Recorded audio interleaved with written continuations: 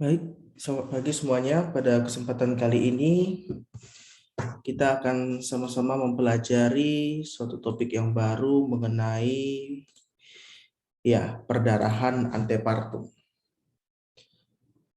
Baik, kita akan mulai dari tujuan pembelajaran kita. Yang pertama adalah definisi pendarahan antepartum apa, langkah awalnya bagaimana, kemudian apa saja diagnosis dan diagnosis banding, dan terakhir di sini tata laksana dan bagaimana cara merujuk pada perdarahan antepartum. Baik, kita pertama mulai dari definisi dari antepartum hemorrhage atau perdarahan antepartum adalah perdarahan yang terjadi pada umur kehamilan 24 minggu ya. Mulainya dari 24 minggu kalau terjadi perdarahan sampai saat bayi dilahirkan. Nah, kalau misalkan setelah bayi dilahirkan terjadi perdarahan, maka itu disebut sebagai perdarahan postpartum atau pasca salin. Tetapi kalau sebelum bayi dilahirkan dan setelah 24 minggu, maka itu disebut sebagai perdarahan antepartum. Untuk penyebab perdarahan antepartum, kebanyakan disebabkan oleh kasus-kasus perdarahan plasenta. Nah, apa saja yang menyebabkan perdarahan plasenta? Di sini ada plasenta previa ya, kemudian vasa previa, kemudian ada abruptio atau solusio plasenta. Yang paling sering antara ketiga ini antara plasenta previa dan abruptio. Untuk vasa previa ini sangat jarang. Kemudian 25% kasus perdarahan postpartum ini masih belum bisa dijelaskan, dan ini sama sekali tidak ada kaitannya dengan perdarahan plasenta dan perdarahan yang disebabkan oleh ekstra plasenta. Itu yang 25% ini. Nah, yang sisanya yang 5% ini adalah ekstra plasental. Itu biasanya karena ada kanker seperti karsinoma cervix, kemudian ada polip cervix, varikosa venus, kemudian ada trauma lokal. Itu untuk yang ekstra plasental. Jadi dari sini kita bisa ketahui bahwa dominan 75% disebabkan oleh plasenta. Permasalahannya di plasenta. Nah, jadi perdarahan yang terjadi pada trimester ketiga sampai saat bayi dilahirkan itu, kalau dia disertai nyeri, maka pikirkan yang dinamakan abruptio plasenta. Sementara kalau dia tidak disertai nyeri, maka antara dua, yaitu plasenta previa dan vasa previa. Itu untuk algoritma singkatnya. Nah, kemudian di sini ada S dan K berlaku, maksudnya apa? Kalau kita menjumpai perdarahan antepartum, yang pertama kita lakukan adalah pemeriksaan dulu yang namanya tanda vital. Dan di sini penting jangan lakukan pemeriksaan dalam terlebih dahulu. Ya, karena apa? Karena yang pertama kali harus dicurigai adalah kasus-kasus plasenta previa. Sampai dugaan plasenta previa ini disingkirkan, maka boleh kita lakukan pemeriksaan lanjutan, khususnya pemeriksaan dalam. Itu pun sebenarnya zaman sekarang ini tidak dianjurkan lagi kasus pendarahan antepartum dengan pemeriksaan dalam. Nah, kita mulai dengan plasenta previa. Jadi plasenta previa ini maksudnya apa? Itu seperti ini.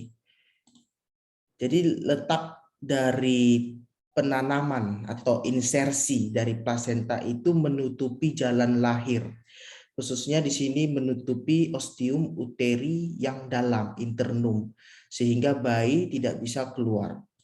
Nah, itu yang disebut sebagai plasenta previa. Nah, ini insidensinya di 4/1000 kelahiran. Kemudian ini untuk klasifikasinya nanti akan kita pelajari. Nah, patofisiologinya ini disebabkan, ya, ini masih hipotesis, karena berkurangnya vaskularisasi dan adanya atrofi desidua. Jadi vaskularisasi pada plasenta itu bisa berkurang. Kemudian kalau juga ada atrofi desidua karena persalinan sebelumnya, itu juga bisa menyebabkan adanya plasenta previa. Nah, faktor resiko itu adalah yang pertama, multiparitas, sudah beberapa kali hamil, dan melahirkan. Kemudian usia ibu yang tinggi, lebih dari 35 dan 37. Kemudian dengan ras tertentu, merokok, kehamilan multifetal, kehamilan ganda. Kemudian ada riwayat plasenta previa sebelumnya, kemudian ada riwayat kuretase, kemudian ada riwayat seksual cesarean. Nah, ini menjadi faktor risiko yang bisa menyebabkan plasenta previa. Nah, ini ada yang unik ya. Bila plasenta previa itu terdiagnosis di pertengahan trimester, jadi kira-kira di trimester kedua umur kehamilan 20 minggu, maka kita jangan langsung memperkirakan bahwa pas lahir juga masih ada plasenta previa, karena bisa letaknya itu jadi normal saat term.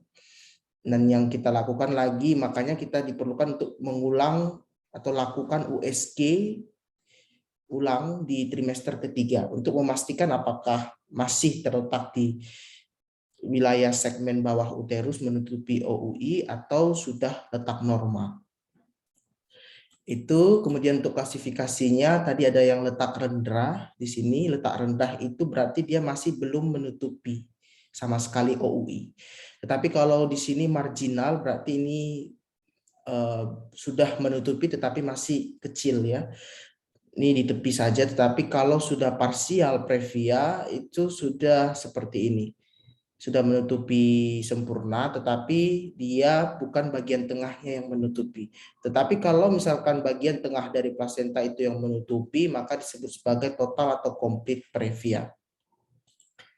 Nah, kita lihat untuk USG menjadi salah satu diagnostik yang bagus. Kita lihat di sini ada bladder, di belakang dari bladder ini adalah jalan lahir, cervix dan vagina. Ini cervix, di bawahnya lagi di vagina. Nah, Anda bisa lihat di sini ada suatu daerah ya yang keabuan seperti ini. Ini adalah plasenta. Nah, plasenta dan dia menutupi bagian cervix di sini, maka disebut sebagai plasenta previa yang total karena ini bagian tengah dari plasenta yang menutupi. Nah, bagaimana tata laksananya? Untuk dokter umum diwajibkan hanya untuk deteksi dan rujuk. Kemudian kita juga bisa memberikan tokolitik berupa nifedipin dan atau siban bila umur kehamilannya kurang dari 34 atau 32 minggu, disertai dengan kortikosteroid untuk pematangan paru. Nah, kemudian ada MgSO4 sebagai neuroprotector fetus untuk mencegah cerebral palsy nantinya. Dan kita nanti lakukan rujuk kepada spesialis obskin untuk dilakukan seksocesarean. Sebenarnya tidak ada cara terapi atau cara mengeluarkan yang lebih baik daripada seksocesarean. Maka ini adalah cara tata laksana yang harus dilakukan pada kasus plasenta previa. Nah, kemudian yang kedua kita masuk ke abrupsio plasenta. Jadi abrupsio plasenta itu maksudnya adalah plasenta itu terlepas ya, sehingga nanti timbul perdarahan. Dia terlepas waktunya itu sebelum persalinan. Jadi sebenarnya abrupsio plasenta itu tidak ada permasalahan pada letaknya. Beda tadi dengan yang plasenta previa itu masalah di letak. Tapi kalau abrupsio itu letaknya normal, namun terlalu cepat untuk terlepas. Nah, itu disebut abrupsio plasenta. Ya, kasusnya ini menyebabkan sepertiga dari perdarahan antepartum dengan insidensinya sekitar 1/75 sampai 255 kelahiran. Dikatakan di sini kalau misalkan ibu memiliki riwayat abrupsio plasenta pada kehamilan yang sebelumnya akan meningkatkan 5-7% kasus abrupsio plasenta di kehamilan yang sekarang. Tetapi kalau kehamilan yang sebelum dan sebelumnya itu 2 kali atau lebih kehamilan yang sebelum itu memiliki riwayat abrupsio plasenta, maka kehamilan yang sekarang akan meningkatkan sampai 25%. Jadi intinya abrupsio plasenta ini bisa terjadi berulang. Kalau sekali kita kalau sekali pada ibu hamil dengan abrupsio plasenta, maka kehamilan berikutnya 5-7%. Tapi kalau 2 kali dia sudah mengalami abrupsio plasenta, maka kehamilan berikutnya 25% bisa terkena abrupsio plasenta lagi.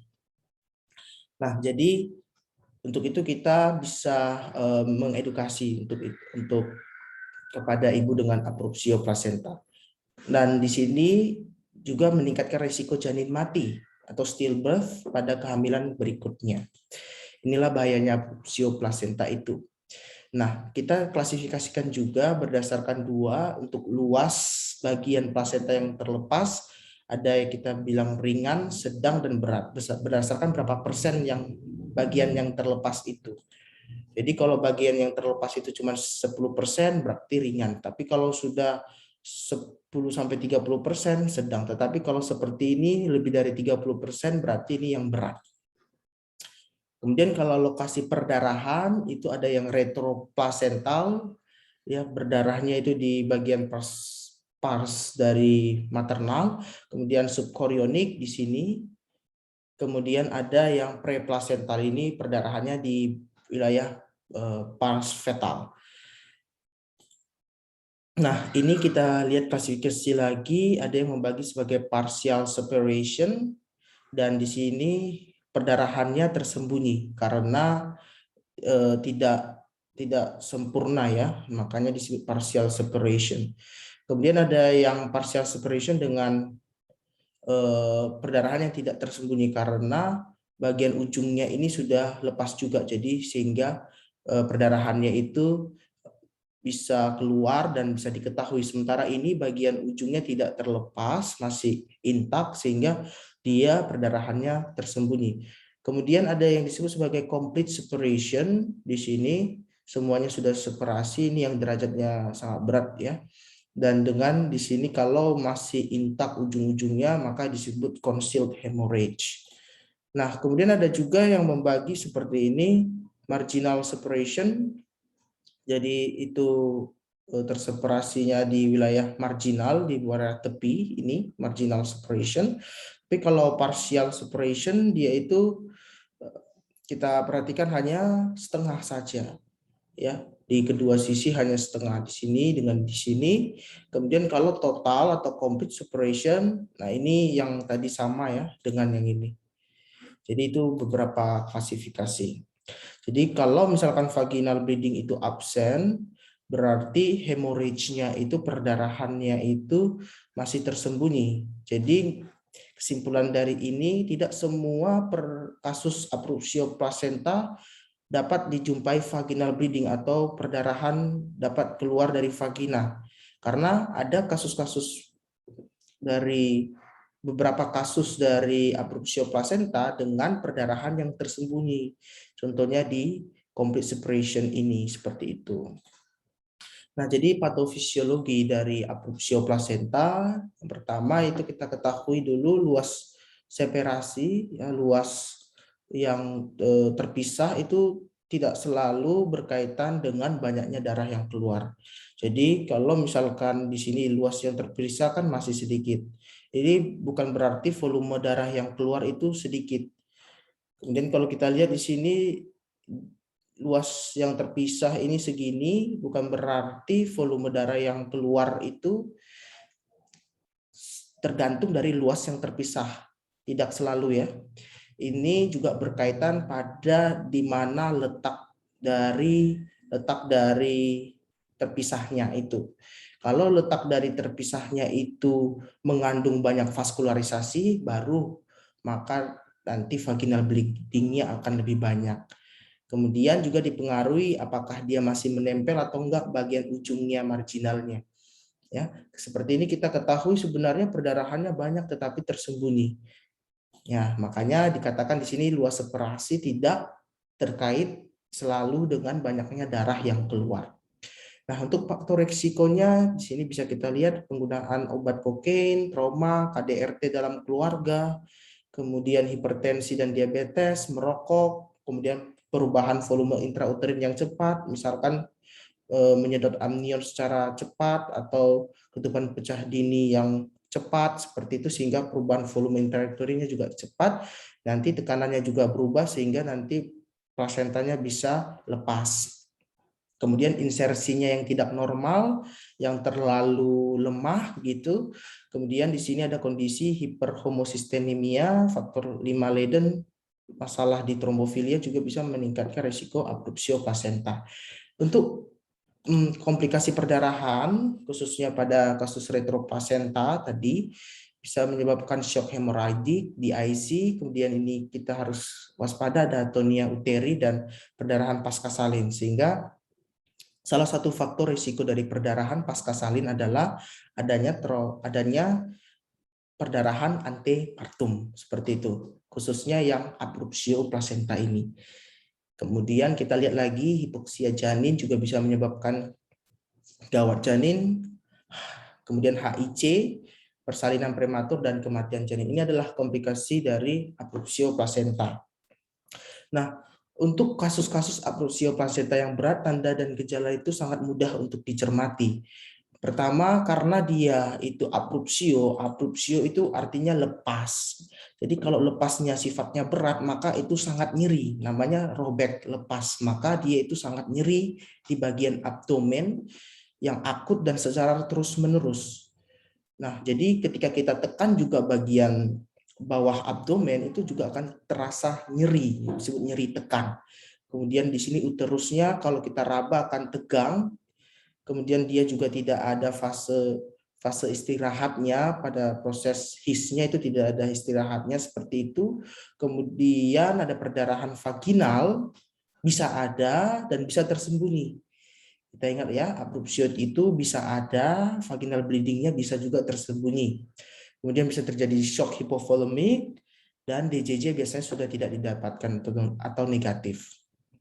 Nah, seperti ini kita ketahui, ini adalah perdarahan retroplasental. Ini plasentanya yang lebih gelap atau sonolusen itu adalah darah yang dari perdarahan retroplasental. Kita bisa lihat di sini, ini plasenta yang normal, kemudian di sini adalah perdarahannya yang lebih gelap. Kemudian tata laksananya itu seperti ini, tergantung derajat keparahan, usia kehamilannya berapa, dan bagaimana status maternal fetal. Jadi pemeriksaan lab itu juga diperlukan, pemasangan infus, kemudian siapkan transfusi darah karena memang perdarahannya itu bisa sangat masif. Kemudian juga kita jangan lupa pemeriksaan kesejahteraan janin dan ibu, kemudian dilakukan kerjasama tim. Untuk kortikosteroid dan tokolitik diberikan selama kondisi ini ya. Ini syaratnya kalau kondisi maternal dan fetalnya stabil. Nah, jadi kalau misalkan sudah aterem, maka kita harus lakukan terminasi, baik itu melalui induksi ataupun stimulasi. Ya, jadi manajemen induksi dengan stimulasi itu bisa kita pertimbangkan kalau sudah dia aterem. Kalau induksi itu maksudnya memasukkan ke fase persalinan, kalau stimulasi adalah meningkatkan pengeluaran bayi, jadi meningkatkan proses-proses persalinan. Itu untuk manajemen induksi untuk stimulasi. Kemudian direkomendasikan pervaginam, maka tidak selalu abrupsio plasenta itu dilakukan seksio caesarean. Direkomendasikan pervaginam. Kapan dilakukan seksio caesarean? Bila ada terjadi tanda-tanda gawat janin, dekompensasi fetus, atau kondisi ibu, hemodinamika ibu tidak stabil, maka itu kita lakukan seksio cesarean. Tapi ingat sekali lagi, pervaginam itu direkomendasikan. Nah, kemudian ini yang agak jarang ya, tetapi kita juga harus hati-hati terjadinya atonia uteri, karena tadi ada abrupsio robekan sehingga darah itu masih ada di miometrium, dan nanti kalau bisa kondisinya berat akan bisa memunculkan yang namanya uterus convellaire.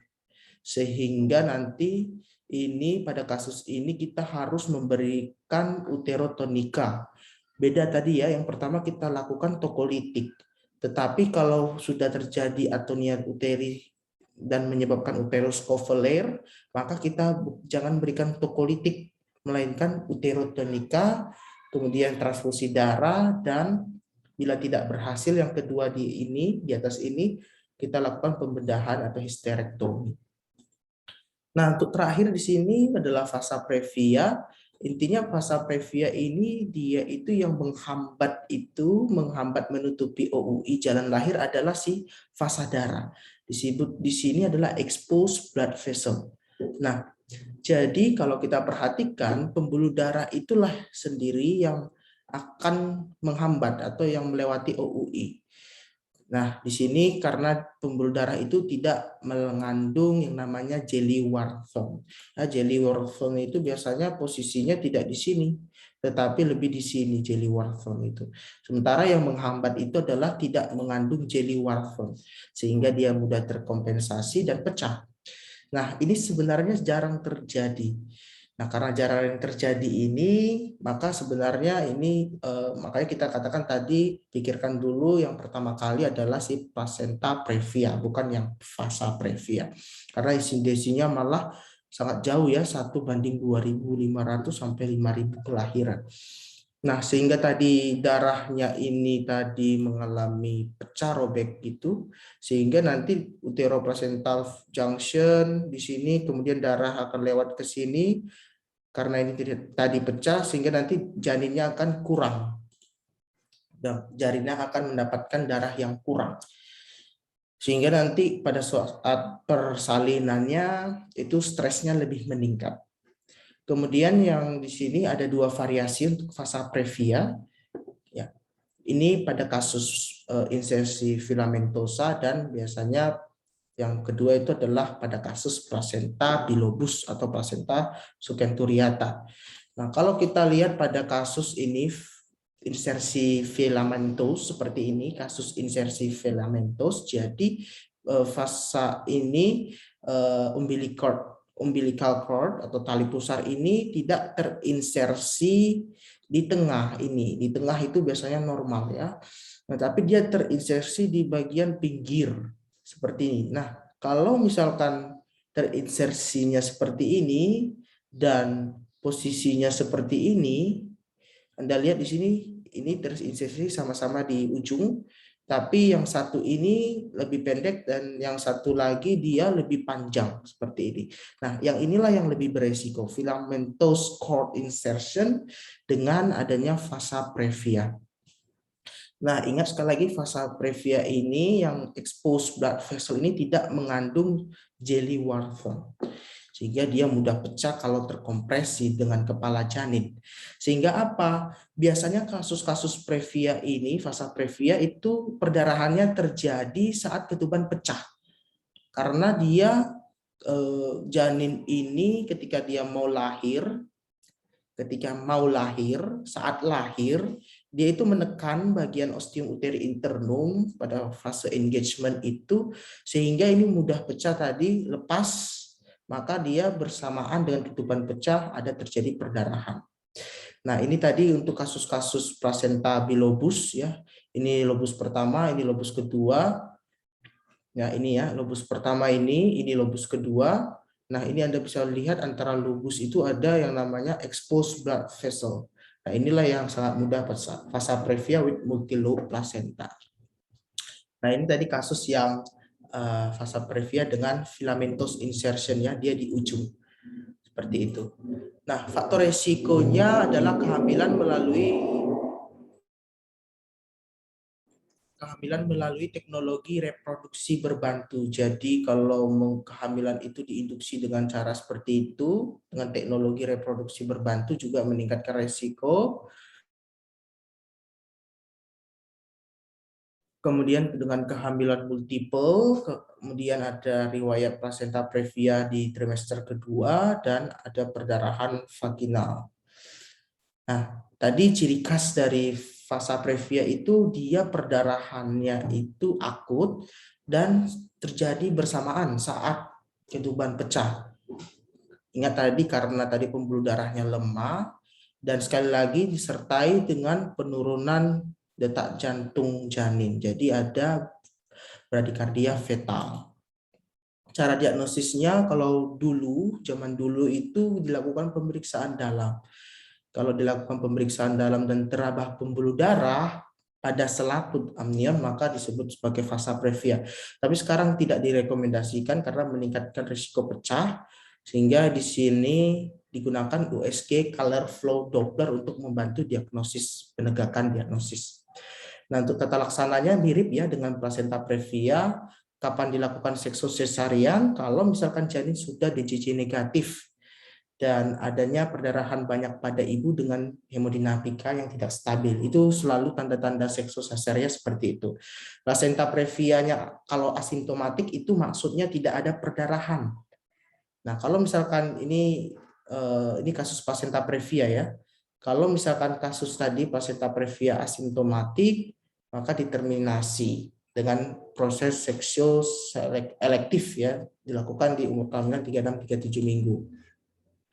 Nah, baik, untuk terakhir kesimpulan tadi intinya plasenta previa dan fasa previa itu tidak disertai nyeri. Sementara abrupsio karena robek itu lepas maka nyeri gitu. Kemudian untuk perdarahannya, plasenta previa itu perdarahannya itu berupa darah yang berwarna merah segar.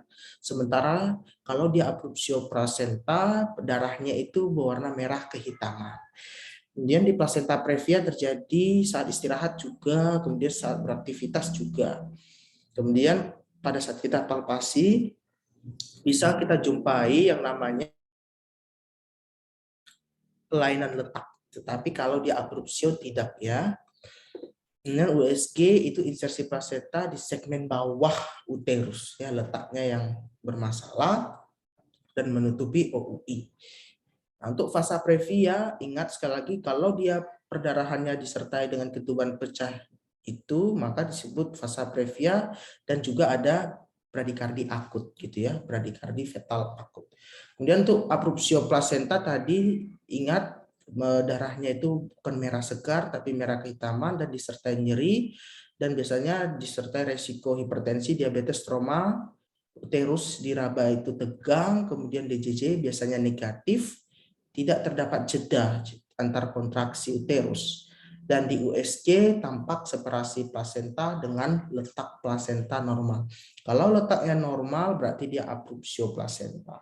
Tapi kalau letaknya itu tidak normal maka itu adalah plasenta previa.